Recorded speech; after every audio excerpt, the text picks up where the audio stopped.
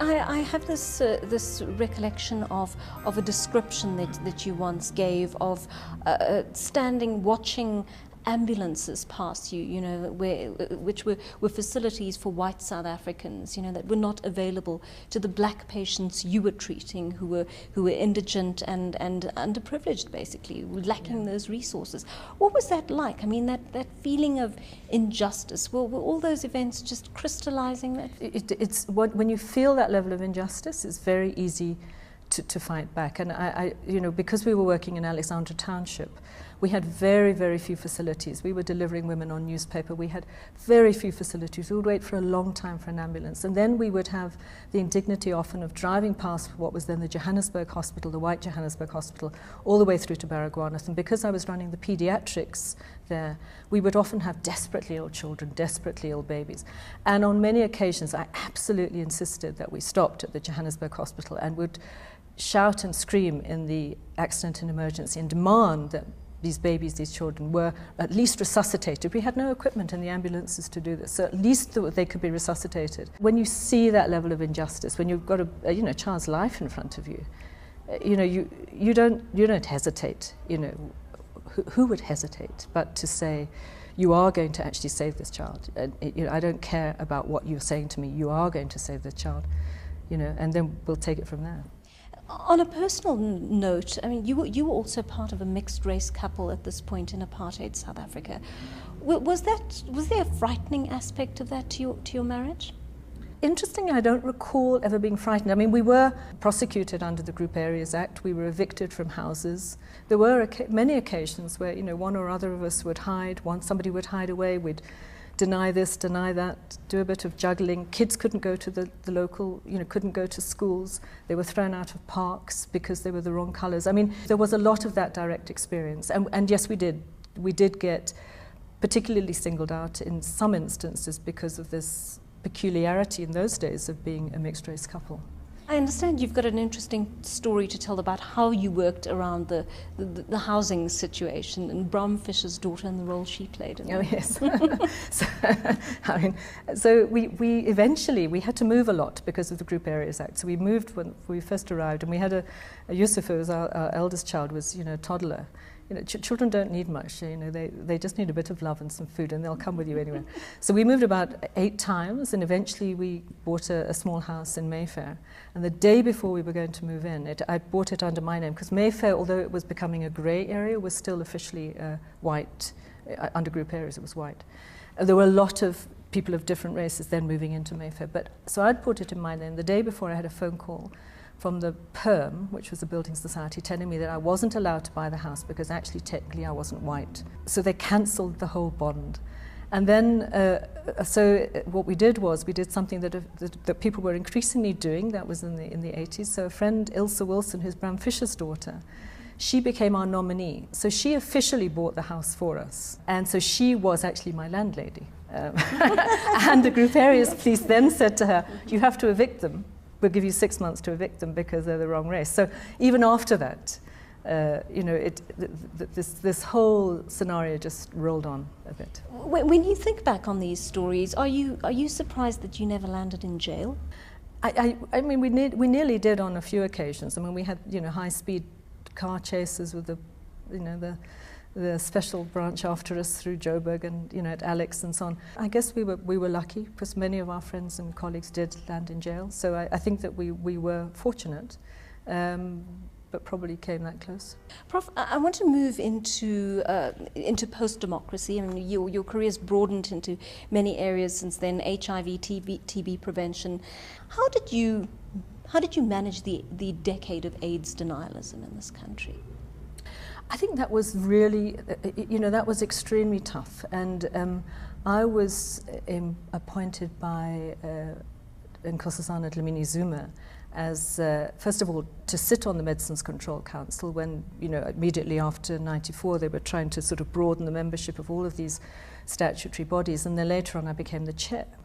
And then Dr. Mantu Shabalala Msimang came in. And then all of the stresses about antiretrovirals really came into being, and we had some very difficult times.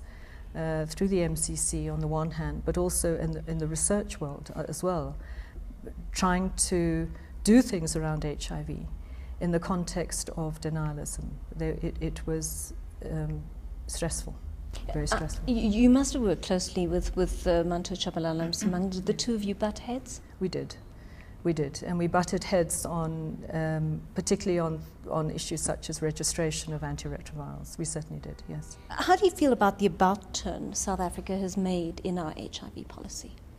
It was absolutely necessary. It totally had to happen. It was a matter of time, because the AIDS denialism era was so incorrect. It was incorrect from a factual point of view, from an evidence base, and from an ethical and moral perspective, that this really had to change. What I think has really excited people is the difference now with a health minister who not only said, I want to do things differently, but made this a priority. So he, from the outset of his first term of office, said, I want to test people, I want to treat people, I want to stop transmission to infants. It has changed the context in which we work, and it has made South Africa in many ways very successful in the way it's addressing HIV, but nowhere near defeating it, and nowhere near defeating TB. So while we have made enormous strides particularly in the last 5-6 years, we have got the same kinds of strides to make again to really finally overcome what HIV continues to do to our society. Prof, you've also put a great deal of your energy into women's reproductive rights. And a few days ago we learned that 90,000 women had abortions in the last year. 60% of these are teenagers.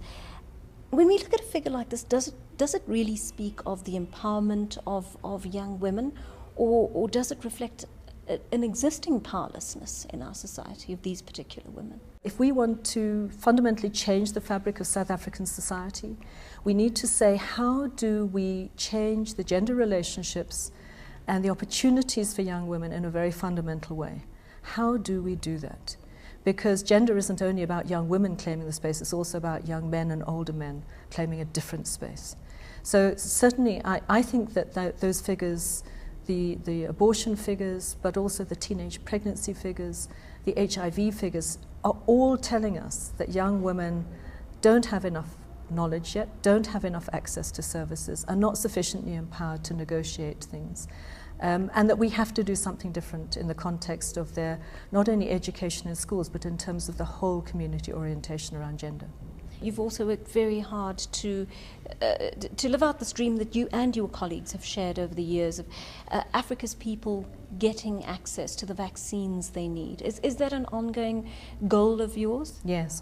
I mean, particularly in the last 10 years, I've worked extensively with WHO on the question of immunization and vaccines, and particularly for the African region, but also globally.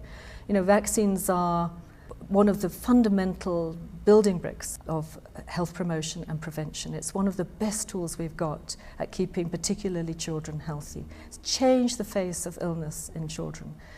But we're still not getting the vaccines to probably the children who need them the most. And these would be poor, vulnerable children whose families don't have access, who are in vulnerable areas and so on. We forget in comfortable areas that measles kills children, that polio kills children, that many of these diseases that in a middle-class environment you might not see, and you might not see killing. But if you're not in that environment, if you're not vaccinated, you remain very, very vulnerable. It's an area where I would like to see much more work, and it's an area of my focus. I think in life, when things are tough, you can either throw your hands up and say, this is too tough for me and I'm turning the other way, or you throw your hands up and you say, this is a challenge and I'm here for the journey.